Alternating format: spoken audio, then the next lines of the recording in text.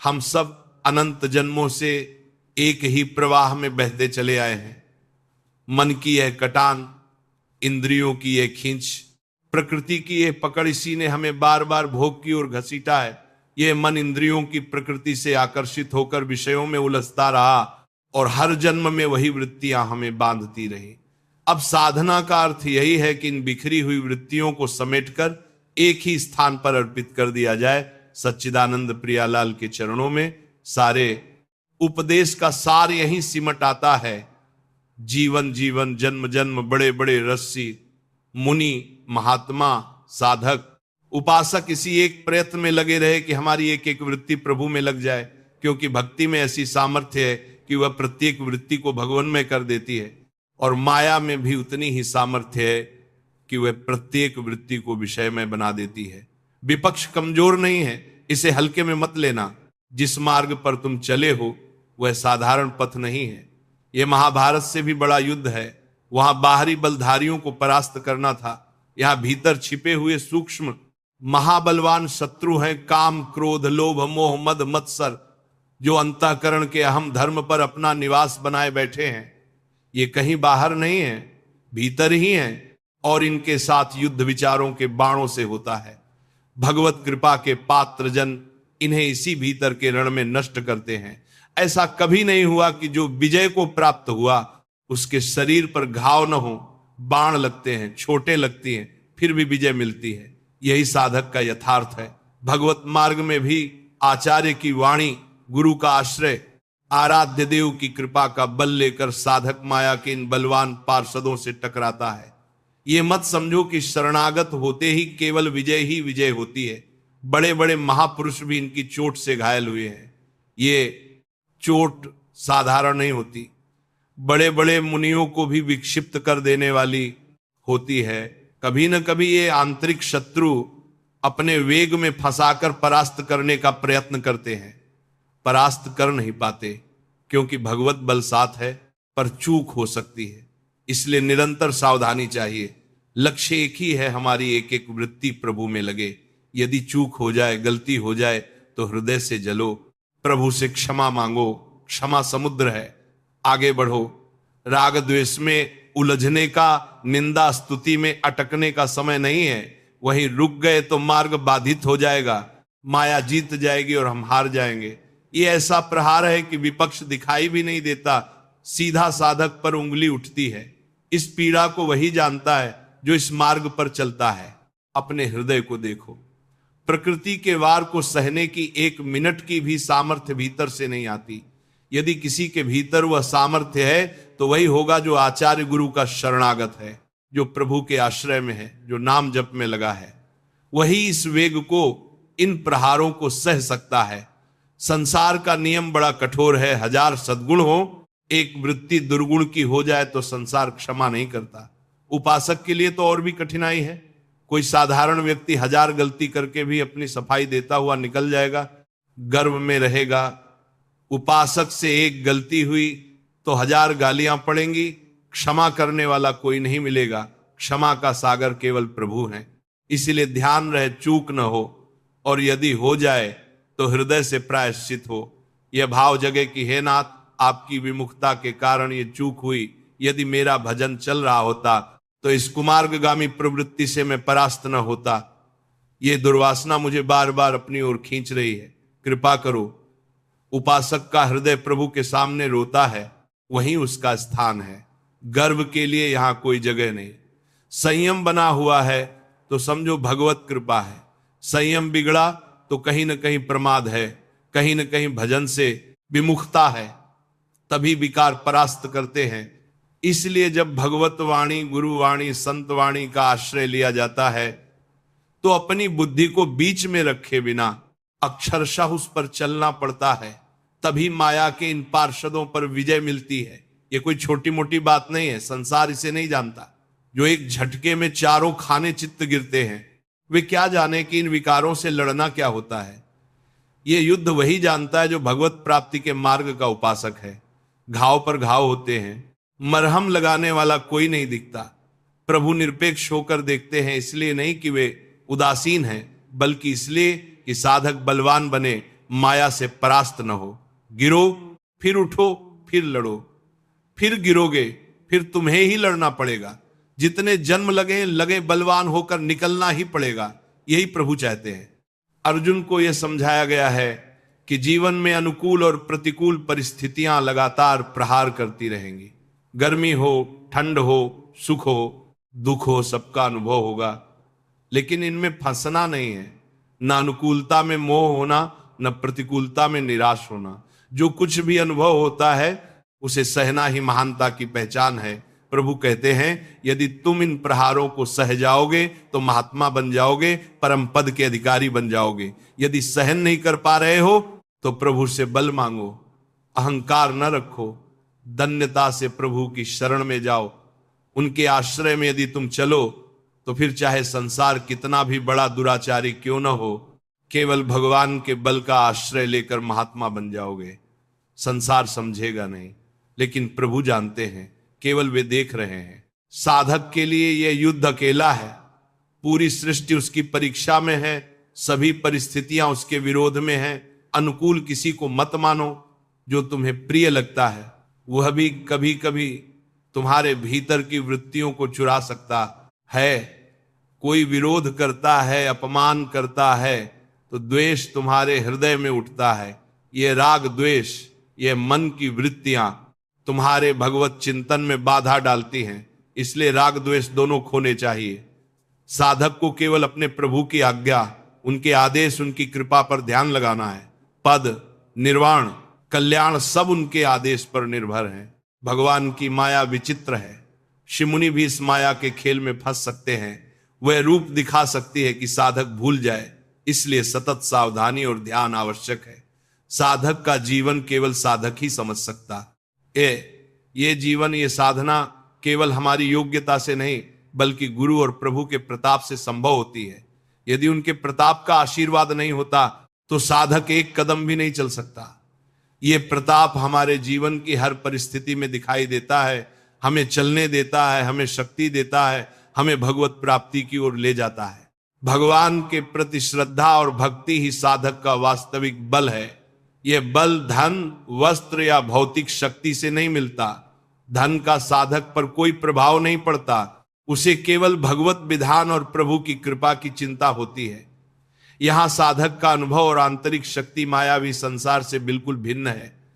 जीवन की हर कठिनाई, हर बाधा, हर विकार सबके पार भगवत भक्ति और गुरु का आश्रय ही साधक को संजीवनी प्रदान करता है। यदि साधक अपने जीवन में बार बार चूक करता है, उनके आदेश का उल्लंघन करता है, तो प्रभु की कृपा का दुरुपयोग समझा जाता है। ऐसे समय में भगवत पार्षद, उनकी शासन व्यवस्थाएं उसे सुधारने के लिए हस्तक्षेप करती हैं। यह दंड विधान दैवीय है, करुणामय है, ताकि साधक को मार्ग से भटकने से रोका जा सके। गृहस्थ हो या विरक्त, सभी साधकों से यही आग्रह है कि प्रभु की कृपा का दुरुपयोग न करें। अनंत जन्मों की क्षमाएं, कृपा और भक्ति की उपज को व्यर्थ न जाने दें। भगवान का स्मरण, भजन, ध्यान इस साधना के मुख्य साधन हैं। यदि जीवन भर भजन नहीं किया तो भी अवसर है। सत्संग मिला, नाम सुना, प्रभु की छवि देखी तो उस समय से साधना प्रारंभ करें। यदि अंतिम समय तक यह अवसर न मिला तो भी प्रभु की कृपा के द्वारा अंतिम क्षण में स्मरण, भजन या उनके चरणामृत का स्पर्श प्राप्त हो सकता है। अंतिम समय का यही कल्याण है। मनुष्य जीवन की दुर्लभता इसीलिए है कि इस जन्म में साधक भगवान के समीप जाकर उनकी सेवा कर सकता है। यह अवसर अत्यंत दुर्लभ है और इसे आचार्य की कृपा ने संभव किया है। साधक को किसी भी प्रकार के भोग, मोह, प्रमाद या इंद्रिय वासना में फंसकर इसे खोने का अधिकार नहीं है। इसीलिए आचार्य के मार्गदर्शन और उनके चरणों की शरणागति अत्यंत आवश्यक है। साधक के जीवन में मार्ग पर चलना आसान नहीं है। गिरना और उठना, पुनः लड़ना, यह क्रमिक प्रक्रिया है। हर गिरावट में भी प्रभु की कृपा सहायक है। अंततः वही प्रभु की कृपा साधक को बलवान बनाती है। जीवन की सभी वृत्तियां चाहे कितनी भी प्राचीन और सघन क्यों न हो, भजन और साधना से नष्ट होती जाती हैं। करोड़ों जन्मों की जमा हुई वृत्तियां इस एक जन्म में प्रभु की भक्ति में समर्पित हो सकती हैं। यही साधक का महान कार्य है। साधक का मार्ग केवल बाहरी दृष्टि से नहीं समझा जा सकता। संसार देखता है, गणना करता है, मूल्यांकन करता है, लेकिन साधक की अंतःकरणीय युद्ध भूमि, उसके विचार, उसकी वृत्तियां केवल प्रभु और आचार्य ही देख सकते हैं। यह युद्ध अत्यंत सूक्ष्म है, लेकिन इसके प्रभाव का विस्तार अनंत है। यही साधक को सदैव सजग, धन्य और विनम्र बनाए रखता है। उपासक, ध्यान रखना, यह केवल ज्ञान या भौतिक साधनों से नहीं होता। यह केवल प्रभु की कृपा, गुरु के आशीर्वाद और निरंतर भक्ति चिंतन से ही संभव है। जीवन की हर बाधा, हर चुनौती, हर आंतरिक विकार सब प्रभु की भक्ति में समर्पित वृत्तियों द्वारा परास्त होते हैं। यही साधक का वास्तविक बल है, यही उसका अधिकार है और यही उसकी विजय है। साधक को यह गहन सत्य समझना है कि जीवन में हर अनुभव, हर घटना, हर संवेदना सब उसके भजन और साधना की परीक्षा लेती है।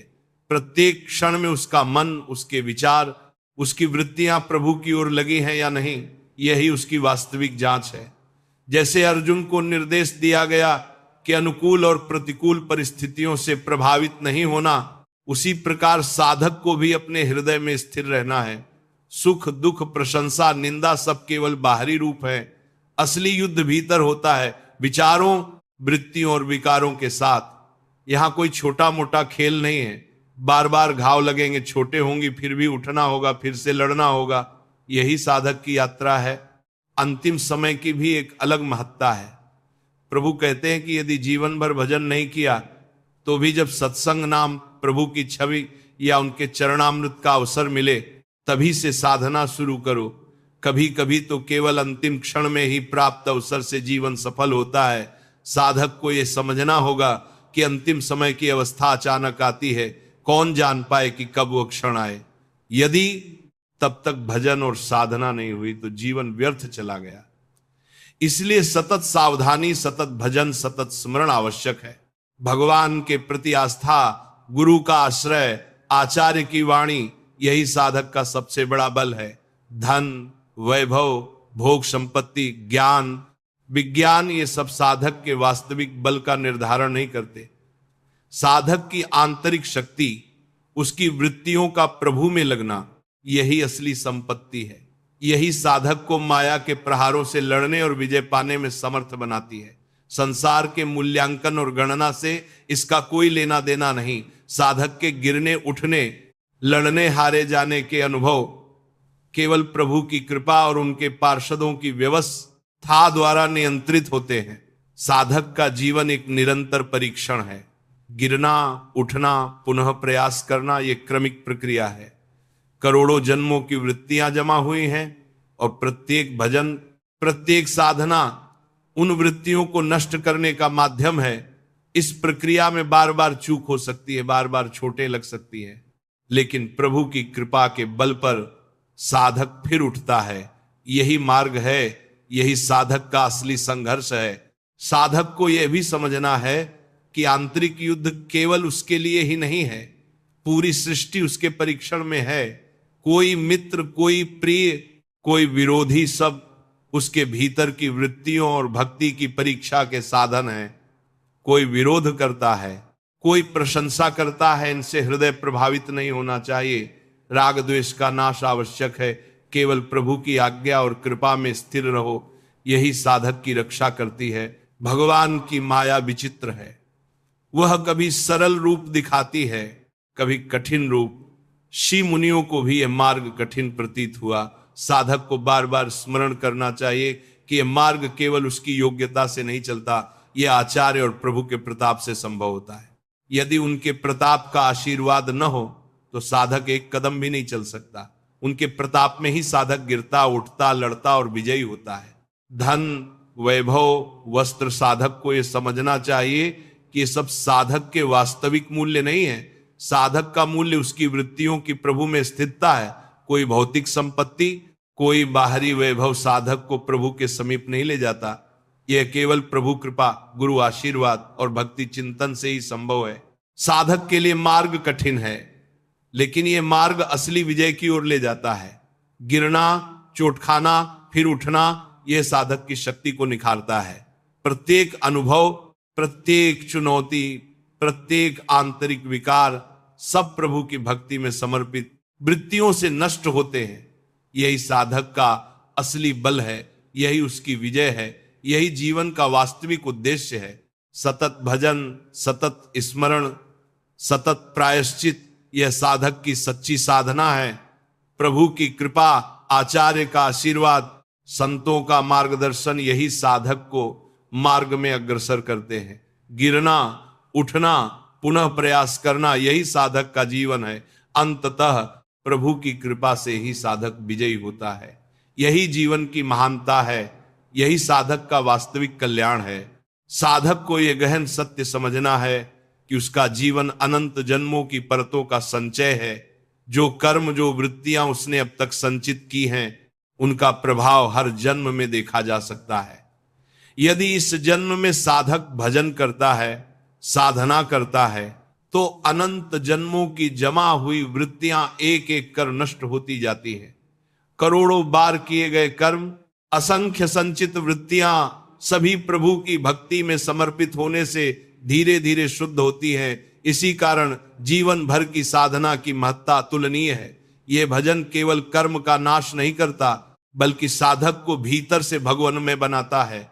यही साधक का असली युद्ध है, यही असली विजय है। भगवान का स्मरण, नाम जप, चरणामृत या उनके दर्शन का साधक पर जो प्रभाव पड़ता है वह अत्यंत सूक्ष्म लेकिन अनंत प्रभावशाली होता है। साधक का मन, उसकी वृत्तियां, उसके विचार सब प्रभु की ओर स्थिर होने लगते हैं। यही स्थिरता साधक को गिरने, उठने, चोट खाने और फिर से प्रयास करने की शक्ति देती है। संसार इसके महत्व को नहीं जानता। बाहरी दृष्टि से साधक को समझना आसान नहीं है। करोड़ों जन्मों का भार, अनगिनत वृत्तियों का संघर्ष केवल प्रभु और आचार्य ही देख सकते हैं। साधक के गिरने उठने में, उसके संघर्ष में, उसके चेष्टा में यही उनकी कृपा का प्रत्यक्ष प्रमाण है। साधक को यह भी समझना है कि अंतिम समय अत्यंत निर्णायक होता है। जिस क्षण शरीर छोड़ने का आता है, उसी क्षण उसकी अंतःकरणीय वृत्तियां सक्रिय होती हैं। यदि उस समय तक भजन, साधना और प्रभु स्मरण नहीं हुआ तो साधक उसी भाव में प्रवृत्त होकर अन्य योनियों में चला जाता है। इसीलिए जीवन भर सतत जागरूक रहना और प्रभु की कृपा में स्थिर रहना आवश्यक है। अंतिम समय की स्थिति इतनी संवेदनशील है कि साधक का थोड़ी सी असावधानी, थोड़ी सी चूक भी उसकी गति बदल सकती है। साधक का मार्ग केवल बाहरी साधनों से नहीं, केवल आंतरिक स्थिरता से चलता है। धन, वैभव, भौतिक शक्ति, इनसे साधक को प्रभु के समीप नहीं ले जाया जा सकता।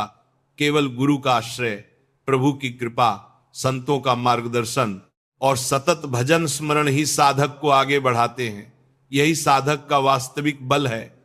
यही साधक को माया, मोह, लोभ और अन्य विकारों से लड़ने में समर्थ बनाता है।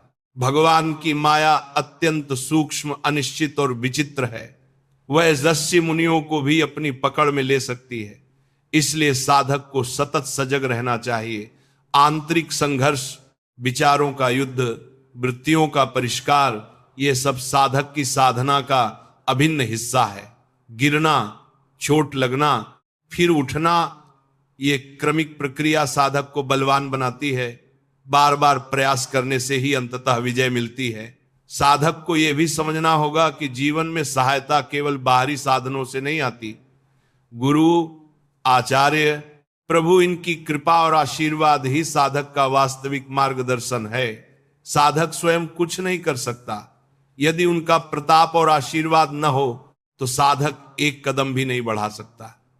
यही कारण है कि साधक का मार्ग इतना कठिन, इतना जटिल और इतना सूक्ष्म है।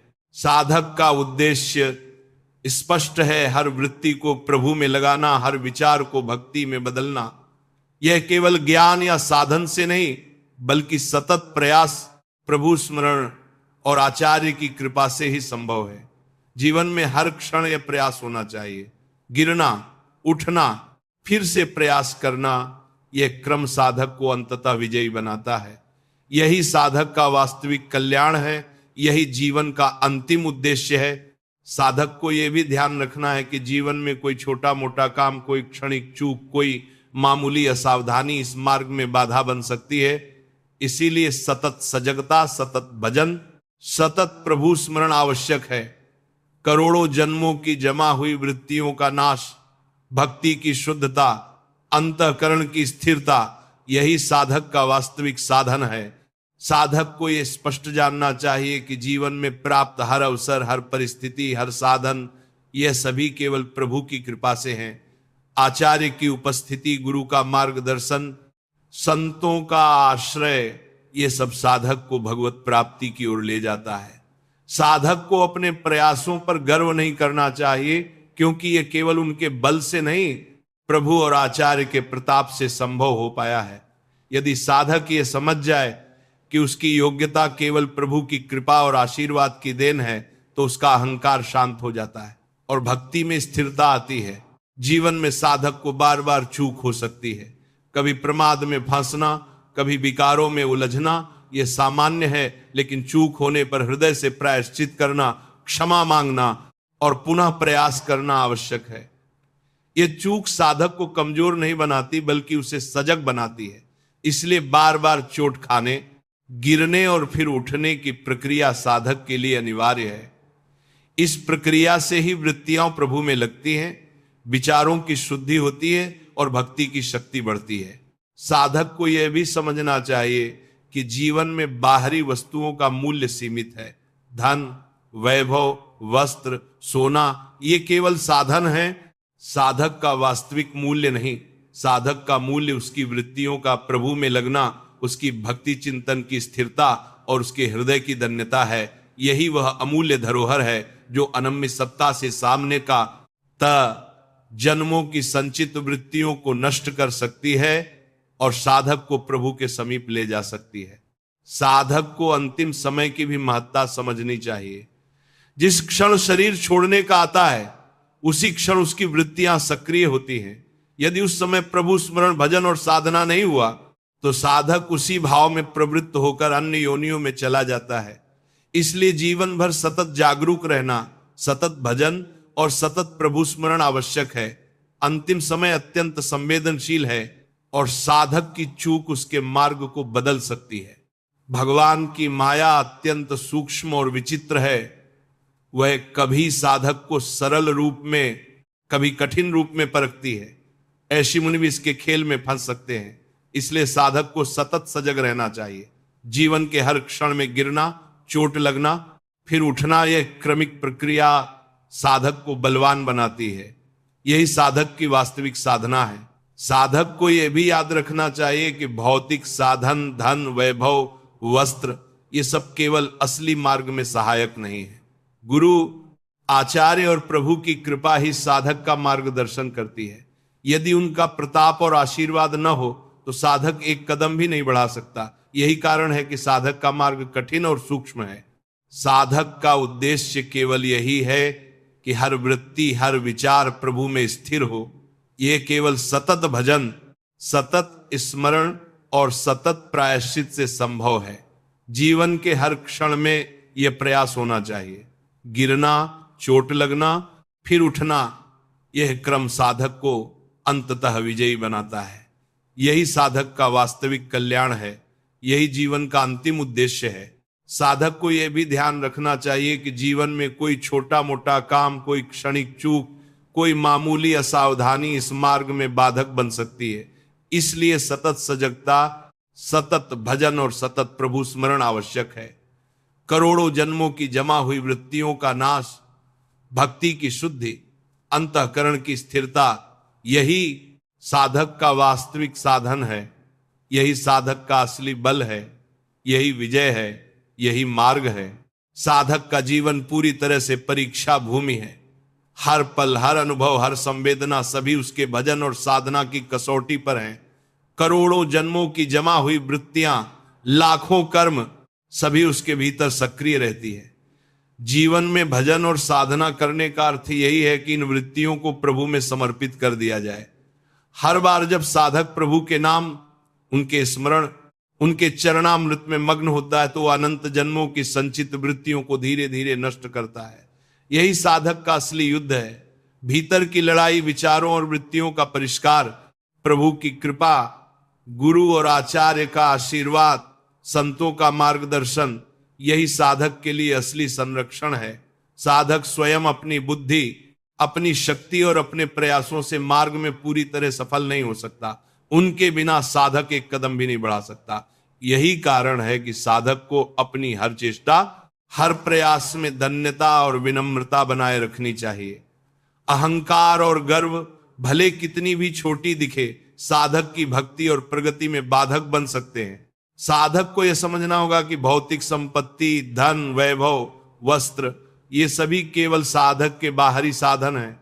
वास्तविक मूल्य उसकी वृत्तियों का प्रभु में लगना, उसकी भक्ति चिंतन की स्थिरता और हृदय की धन्यता है। यही वह अमूल्य संपत्ति है जो साधक को अनंत जन्मों की संचित वृत्तियों से मुक्ति दिला सकती है और उसे प्रभु के समीप ले जा सकती है। अंतिम समय की अवस्था अत्यंत निर्णायक है। जिस क्षण शरीर त्यागने का आता है, उसी क्षण साधक की वृत्तियां सक्रिय होती हैं। यदि उस समय तक प्रभु स्मरण और भजन नहीं हुआ तो साधक उसी भाव में प्रवृत्त होकर अन्य योनियों में चला जाता है। इसलिए जीवन भर सतत सजग रहना, सतत भजन करना और सतत प्रभु स्मरण करना आवश्यक है। अन्य योनियों में चला जाता है। अंतिम समय की संवेदनशीलता अत्यंत सूक्ष्म है। थोड़ी भी असावधानी साधक की गति को बदल सकती है। साधक के मार्ग में गिरना, चोट लगना, फिर उठना, यह क्रमिक प्रक्रिया आवश्यक है। यही प्रक्रिया साधक को बलवान बनाती है। करोड़ों जन्मों की संचित वृत्तियां जो बार बार पुनरावृत्त होती रही हैं, भक्ति और साधना के द्वारा नष्ट होती जाती हैं। यही साधक का वास्तविक साधन है। यही साधक का असली बल है। यही उसकी विजय है। भगवान की माया अत्यंत सूक्ष्म और विचित्र है। ऋषि मुनि भी इसके खेल में फंस सकते हैं। इसलिए साधक को सतत सजग रहना आवश्यक है। जीवन में हर क्षण गिरना, चोट खाना, फिर उठना, यह क्रम साधक को अंततः विजयी बनाता है। साधक का मार्ग केवल प्रभु की कृपा, गुरु का आशीर्वाद, संतों का मार्गदर्शन और सतत भजन स्मरण से संभव है। साधक का वास्तविक उद्देश्य यह है कि हर वृत्ति, हर विचार प्रभु में स्थिर हो। यह केवल सतत भजन, सतत स्मरण और सतत प्रायश्चित से संभव है। जीवन में हर क्षण यह प्रयास होना चाहिए। गिरना, उठना, पुनः प्रयास करना, यह क्रम साधक को अंततः विजयी बनाता है। यही साधक का वास्तविक कल्याण है। यही जीवन का अंतिम उद्देश्य है।